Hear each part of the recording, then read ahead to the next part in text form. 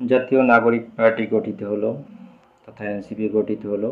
এই দলের ভিতরে সবাই অনেক আশা আকাঙ্ক্ষার একটা হাতছানি দেখতে চেয়েছিল, কিন্তু সেটা ক্রমেই আসলে কিছুটা ঝাপসা হয়ে আসছে। এই সংগঠনটা আসলে এমনটাই অবস্থা, প্রচণ্ড সমন্বয়হীনতা, প্রচণ্ড বিশৃঙ্খল একটা সংগঠন বলা যায়।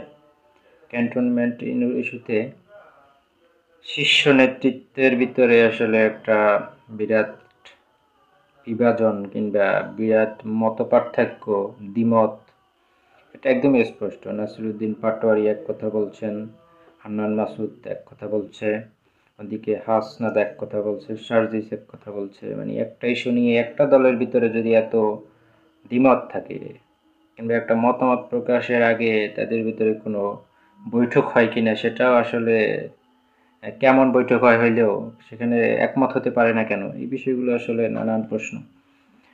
রাজনৈতিক দলটা আসলে এত দ্বিমত কেন, আসলে এত সমন্বয়হীনতা কেন? আমার এই সমন্বয়হীনতাটা কিন্তু শুরু হয়েছে বিপ্লব পরবর্তী সময়। বিপ্লবের আগে কিন্তু এরকম ছিল না। সবাই কিন্তু শীর্ষ নেতৃত্বকে মেনে চলতে কিংবা খুব শৃঙ্খলাবদ্ধভাবেই বিপ্লবটা হয়েছে, এবং সেই শৃঙ্খলাটা ছিল বলেই কিন্তু এই আন্দোলন তাদের সফল হয়েছিল। কিন্তু বিপ্লব পরবর্তী সময়ে আসলে তারা আসলে একটা চেইন অফ কমান্ড কিংবা একদম বিশৃঙ্খলার বাইরে চলে গেছে সবকিছু। এবং তারা, এটার কারণ হচ্ছে তারা ম্যাক্সিমাম নেতাকর্মী মবে বিশ্বাসী কিংবা এই টাইপের মেন্টালিটি। যেমন আওয়ামী লীগের বিরুদ্ধে তারা অ্যাকশনে নিতে গেলে তারা দরমার কাট, কিন্তু তারা ক্ষমতায়, সুতরাং আওয়ামী লীগের বিরুদ্ধে অ্যাকশন নিতে গেলে সেটা একটা নিয়মতান্ত্রিকের উপায় আছে। যেমন ৩২ নম্বরে শেখ মুজিবের বাড়ি ভেঙে ফেলা, এটা তো প্রয়োজন ছিল না, কিংবা সেটা বাড়ির বিরুদ্ধে অ্যাকশন নিতে হলেও তো সেটা রাষ্ট্রীয়ভাবে পারা সম্ভব। সেই সম্পত্তিটা রাষ্ট্রীয় মালিকানা নিয়ে নেওয়া বা বিভিন্নভাবে, মানে নিয়মতান্ত্রিক উপায়ে, মানে ভদ্রভাবে, অনেকভাবে শৃঙ্খলাবদ্ধভাবে অনেকভাবেই সম্ভব। যদি আওয়ামী লীগের বিরুদ্ধে অ্যাকশন নিতে হয় সেটাও সম্ভব। বিভিন্ন এলাকায় আওয়ামী লীগের নেতাদের বিরুদ্ধে যে অ্যাকশন, সেটাও নিয়মতান্ত্রিক আইনিভাবে একটা নিয়মের বিরুদ্ধে ভাবে নিয়মতান্ত্রিকভাবে নেওয়া সম্ভব ছিল। কিন্তু সেটা না করে আসলে কেন্দ্রীয় নেতৃত্বই আসলে মবে বিশ্বাসী এক প্রকার, ধর্মার কাঠ ওরা বিরোধী।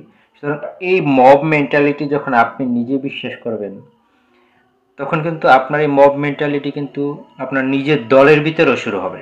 দলের ভিতরেও কিন্তু আপনার কথাই কিন্তু আপনার অন্য নেতারা মানবে না। আপনার কথাই কিন্তু আপনার নিচে যারা আছেন, আপনার ছোট নেতা আছে, কিন্তু তারা কিন্তু মানবে না। আমি এনসিপি জাতীয় নাগরিক কমিটির সাথে দীর্ঘদিন সাথে যুক্ত ছিলাম। আমি এই জিনিসটা আমি আসলে অনুভব করছি, কিন্তু এই জিনিসগুলো আসলে কে কার কথা শুনে। বললাম না যে সবাই মব মেন্টালিটি, সবাই আসলে পরোয়া না করার একটা মেন্টালিটি, মানে শৃঙ্খলাবদ্ধ থাকার কিংবা শৃঙ্খলাবদ্ধ হওয়ার মেন্টালিটি, নিম্নতম মেন্টালিটি কারো ভিতরে নেই। মানে একজনকে ফেলে দিয়ে আর একজন দাঁড়িয়ে যাওয়ার একটা মেন্টালিটি, এই টাইপের একটা মেন্টালিটি খুব প্রচণ্ডভাবে এদের ভিতরে বিরাজ করে। আর সেই জন্যই আসলে এরা শীর্ষ নেতৃত্বই আসলে নিজেরাও আসলে এই জিনিসগুলো আসলে সমন্বয় করতে পারে না বলেই আমি মনে করি। আর এই সমস্যাটার কারণেই আসলে এনসিপির ভবিষ্যৎ খুবই অন্ধকার। আমি দেখতেছি এনসিপির ভবিষ্যৎ খুবই অন্ধকার। কিন্তু অন্ধকার এনসিপি গোল্লা যাক সেটা আসা যায় না, কিন্তু সাধারণ মানুষ যে বিপ্লবের ভিতরে একটা আশঙ্কা দেখতে পেয়েছিল, একটা এত বড় একটা রক্তক্ষয়ী সংঘর্ষের মধ্যে দিয়ে একটা অর্জন, সেটা আসলে আসলে মানুষ যে আশা আকাঙ্ক্ষা নিয়ে ঝাঁপিয়ে পড়েছিল আন্দোলনে, সেই আন্দোলনটা আসলে হাতছাড়া হয়ে গেল। মানুষের স্বপ্নগুলো ধূলিসাৎ হয়ে গেল, এটাই হবে। কিন্তু এনসিপি জাতীয় নাগরিক কমিটি মাটির সাথে মিশে যাক, আকাশে উড়ে যাক, সেটা নিয়ে দেশেরও কিছু আসা যাবে না, কিন্তু কারো কিছু আসা যাবে না। কিন্তু বিষয় হচ্ছে বিপ্লবটা, স্বপ্নটা, মানুষের আশা আকাঙ্ক্ষা আস্তে আস্তে ক্ষীণ হয়ে আসতেছে। এটাই হচ্ছে সবচেয়ে বড় বিষয়।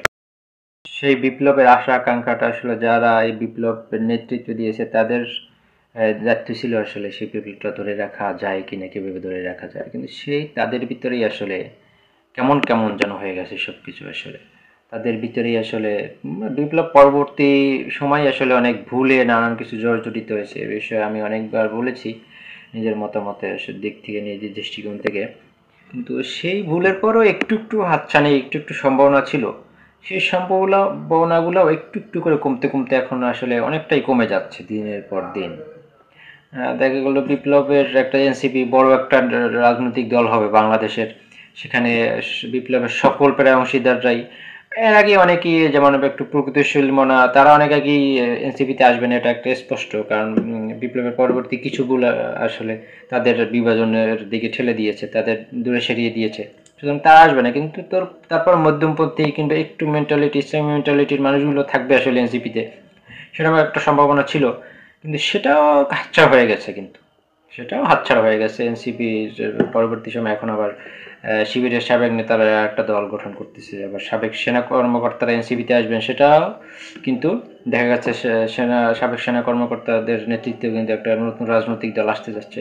আবার এই যে ক্যান্টনমেন্ট নিয়ে শীর্ষ নেতৃত্বের ভিতরে বিভাজন, নানান ইস্যু। আবার আমার নিজ জেলায় আমাদের এক নেতা গ্রেপ্তার হয়েছে, এবং নানান বিষয় নিয়ে আসলে সব নিয়ে আসলে খুবই খারাপ অবস্থা, খুবই খারাপ অবস্থা। এনসিপির খারাপ অবস্থা তাতে আসা যায় না, জাতীয় নাগরিক কমিটির খারাপ অবস্থা তাতে আসা যায় না, কিন্তু বিপ্লবের যে অর্জন, সেই অর্জনটার খুব খারাপ অবস্থা। এটি হচ্ছে খুব কষ্টের বিষয়, আপনার আমার পুরো বাঙালি জাতির সবচেয়ে কষ্টের বিষয়।